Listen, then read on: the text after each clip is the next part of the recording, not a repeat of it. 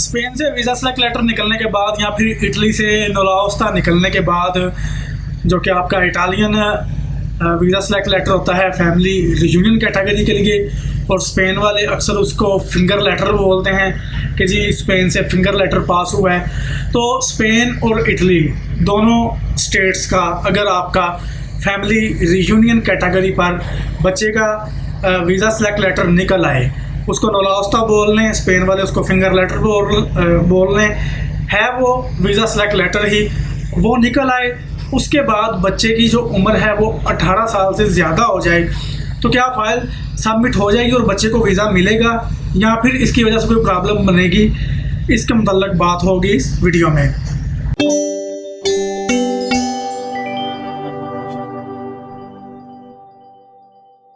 अस्सलाम वालेकुम, welcome to UI consultant. UI consultant में खुशामदीद। उम्मीद करता हूँ आप सब खैरियत से होंगे। स्पेन का या इटली का फैमिली रियूनियन कैटेगरी का वीज़ा एप्लीकेशन जो है ये 2 स्टेप में काम करती है। पहले नंबर पर आपका फादर स्पेन में है तो उसको करना ये होता है कि आपका वीज़ा सेलेक्ट लेटर इशू करवाना होता है। आपके फादर को स्पेन में या इटली में दोनों स्टेट्स का कह लें कि प्रोसीजर एक जैसा ही है। आपके फादर जो है वो वहाँ पर अप्लाई करते हैं आपका वीज़ा सेलेक्ट लेटर। उसके लिए पहले वो पाकिस्तान से डॉक्यूमेंट्स मंगवाते हैं आपके पास, जिसमें आपका उनका नामा MRC जाता है और आपका FRC और बर्थ सर्टिफिकेट जाता है, और वहाँ पर वो एप्लीकेशन देते हैं अपने बच्चे का वीज़ा अप्लाई करने के लिए, वीज़ा सेलेक्ट लेटर इशू करवाने के लिए। वाइफ का भी और बच्चों का भी प्रोसेस सारा सेम ही होता है, लेकिन मैं बच्चे की बात इसलिए कर रहा हूँ कि मैं 18 साल से छोटे बच्चे की बात से शुरू कर रहा हूँ, और प्रोसेस के दौरान जब वीज़ा सेलेक्ट लेटर इशू हो जाएगा तो बच्चे की उम्र 18 से ज़्यादा हो जाएगी, इसलिए मैं सिर्फ एक बच्चे को लेकर बात करूँगा इस वीडियो में। तो 2 स्टेप में ये चीज़ काम करती है। पहले नंबर पर स्पेन से वीज़ा सेलेक्ट लेटर इशू करवाना पड़ता है, इटली से नुलाओस्ता इशू करवाना पड़ता है। उसके बाद पाकिस्तान में आपकी जो वीज़ा एप्लीकेशन की फ़ाइल है फैमिली रियूनियन कैटेगरी पर वो सबमिट होती है। आगे प्रोसेस भी ऑलमोस्ट सेम है। पहले लीगलाइजेशन होती है डॉक्यूमेंट्स की, स्पेन एम्बेसी हो या इटली एम्बेसी हो, दोनों से लीगलाइज होकर डॉक्यूमेंट्स वापस मिलते हैं। फिर वीज़ा एप्लीकेशन फ़ाइल आपकी सबमिट होती है स्पेन एम्बेसी में भी, इटली एम्बेसी में भी, दोनों में। तो सूरत हाल एक जैसी ही चल रही होती है साथ साथ। तो वीज़ा सेलेक्ट लेटर वहाँ से इशू हुआ है, अब आपने अपनी फ़ाइल जमा करवानी है।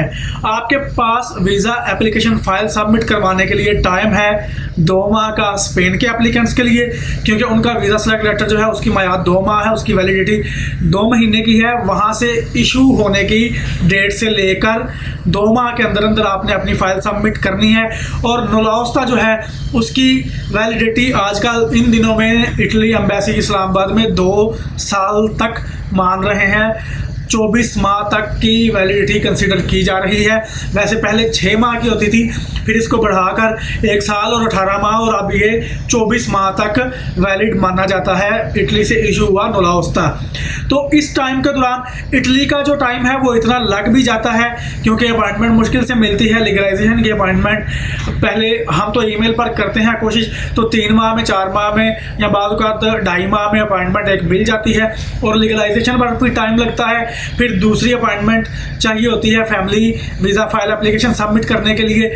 तो इटली के लिए कह लें कि साल, सवा साल, 1.5 साल का टाइम एक एप्लीकेंट को नॉर्मली रूटीन में लग जाता है फाइल सबमिट करने के लिए, सिर्फ फाइल सबमिट करने के लिए। स्पेन का मामला ये है कि उसकी लीगलाइजेशन आजकल 50 से 60 दिन में होकर आ रही है। डॉक्यूमेंट्स आप सबमिट करते हैं 50 से 60 दिन में डॉक्यूमेंट्स आपको लीगलाइज होकर वापस मिल जाते हैं और साथ ही आपकी फ़ाइल जमा हो जाती है। यानी अगर उन्होंने 2 माह का टाइम दिया है तो उसके एप्लीकेंट, उस एम्बेसी के रिलेटेड एप्लीकेंट 2 माह के अंदर अंदर अपनी फ़ाइल सबमिट कर सकते हैं। अगर इन्होंने 2 साल टाइम दिया है तो इनके एप्लीकेंट को 2 साल लग भी जाते हैं। तो उन्होंने एक कह लें कि एवरेज निकाल करके टाइम दिया हुआ है फाइल सबमिट करने के लिए। तो नुलाओस्ता या visa select letter, visa finger letter जो भी आपका वीज़ा सेलेक्ट लेटर जिस स्टेट से भी इशू हुआ है वो सिर्फ उस वक्त तक इशू होगा जब तक आपकी उम्र 18 साल से कम है। 18 ईयर्स ओल्ड अगर चाइल्ड नहीं हुआ अभी तक तो उसका वीज़ा सेलेक्ट लेटर इशू हो सकता है, उसके बाद ये वीज़ा सेलेक्ट लेटर इशू नहीं होगा। और अगर आपका वीज़ा सेलेक्ट लेटर इशू करवाने के लिए जब आपने डॉक्यूमेंट सबमिट किए हैं तो एज 18 ईयर्स ओल्ड के करीब है, 18 साल के करीब की आपकी उम्र है, तो वीज़ा सेलेक्ट लेटर अगर आपको मिल गया है, नौलाउस्ता आपको मिल गया है, अब आप इसको तब तक सबमिट कर सकते हैं जब तक आपके वीज़ा सेलेक्ट लेटर की वैलिडिटी मौजूद है। अगर आप 2 माह के अंदर स्पेन वाला एप्लीकेंट और 2 साल के अंदर इटली वाला एप्लीकेंट अपनी फ़ाइल सबमिट करता है एम्बेसी में, अपनी लीगलाइजेशन के बाद जो मेन एप्लीकेशन फ़ाइल है उसकी बात कर रहा हूँ, लीगलाइजेशन की नहीं, जो दूसरी अपॉइंटमेंट होती है उसकी बात कर रहा हूँ। स्पेन को अपॉइंटमेंट नहीं चाहिए, इटली वाला को अपॉइंटमेंट चाहिए।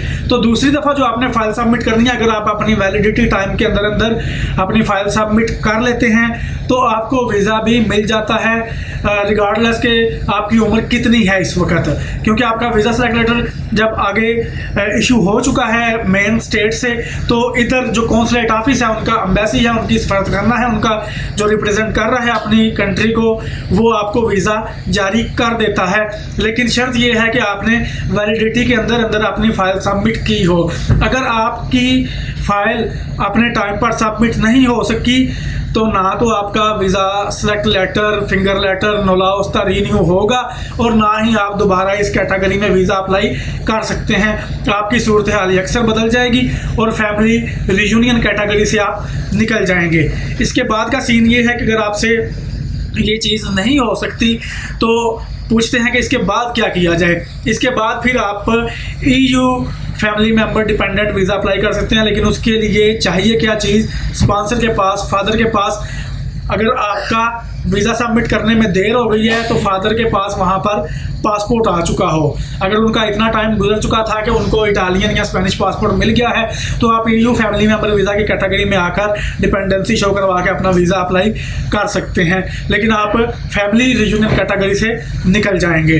तो अगर आपका ये मामला चल रहा है, आप अपनी फ़ाइल को अपने टाइम फ्रेम के अंदर अंदर जो आपको एम्बेसी ने वैलिडिटी दी हुई है उसके अंदर अंदर अपनी फ़ाइल सबमिट करें तो इंशाल्लाह आपको किसी किस्म की कोई प्रॉब्लम नहीं होगी। अगर आपकी डॉक्यूमेंटेशन सारी ठीक है, फाइल 100% कंप्लीट और ओके है और किसी किस्म की फोर्जिंग नहीं है डॉक्यूमेंट्स में, तो आपको वीज़ा मिल जाएगा। इसमें ये परेशानी नहीं है कि नौलाउस्ता निकल आया है, वैलिडिटी भी है, लेकिन मेरी उम्र 18 साल से ज़्यादा हो गई है, इस बात से परेशान होने की ज़रूरत नहीं है। फ़िलहाल आप अपनी फ़ाइल सबमिट करेंगे तो आपको वीज़ा मिल जाएगा। अदरवाइज़ देर करेंगे तो फिर सारी बात है, देर हो गई फिर वही बात है कि नुल ओवर ले जो ये बाहर नहीं जा सकता और देर हो गई है। तो ये थी आज की वीडियो, उम्मीद करता हूँ आपके काम आएगी। वीडियो अगर पसंद आई है वीडियो को लाइक करें, मुझे दुआ में याद रखें। खुदा हाफिज़।